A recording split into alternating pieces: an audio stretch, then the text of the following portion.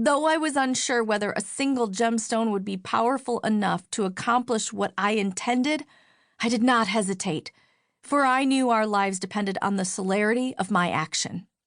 With no further thought, I summoned the equation in my mind that had opened the door and replaced the variables with incorrect values. Instantly, the towering doors leading into the Teteculan hall swung shut with a deafening boom. A great soleret of shining violet metal appeared next to my face and kicked the emerald of the Zuli from my grasp. I rolled onto my backside, kicking off with my feet as I pushed myself away from the giant seraphim who loomed menacingly above me. I felt something hot on the back of my arm, and then glanced behind to see a gleaming sword raging with crimson flames lying on the marble floor only a foot from my grasp. Instantly, I snatched up the weapon and leaped to my feet. It was only then that I was able to take in my surroundings. I stood in a large circular chamber, in the center of which lay a round well in the floor, from which roared forth a torrent of sparkling blue energy fully 50 feet in diameter.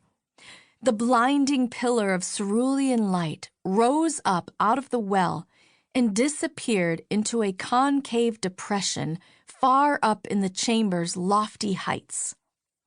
Surrounding the entire perimeter of the circular wall lay a ring of cylinders, perhaps capsules or canisters of some kind, all gleaming with the same violet-hued metallic luster as that of the seraphim's armor.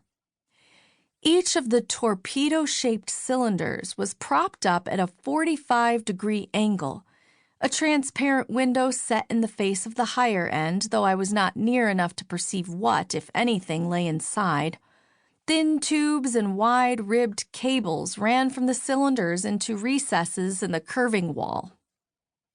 I observed all this in only an instant, for what I saw directly before me made my blood at first run cold and then hot. I stifled a cry.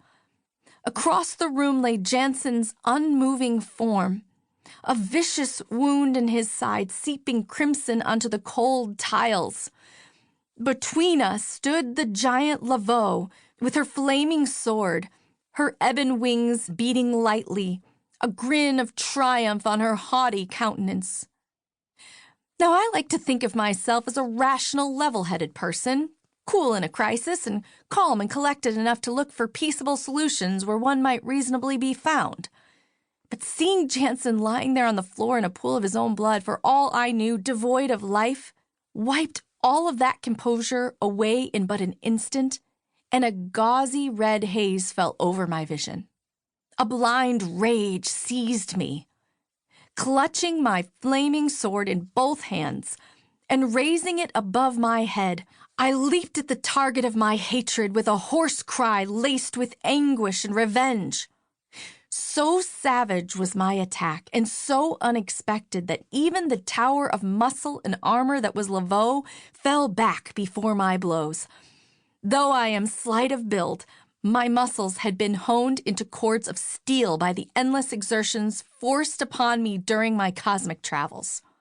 Moreover, though I prefer the way of peace, I am no dove when violence is forced upon me, nor am I an unskilled combatant, having been tutored in the arts of self-defense by none other than Tarzan of the Apes and his wife Jane Porter, and long before that by David Innes, Scourge of the Mahars and Emperor of Pellucidar, as well as by that legendary warrior Tanar of Sari.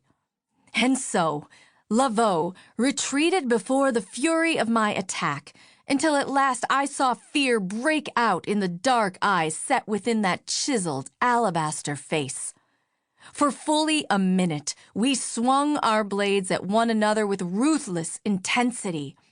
Laveau withdrew until her back was up against the chamber's great door, and I grinned with satisfaction as I thought she would tire enough that with a clever riposte I might disarm her.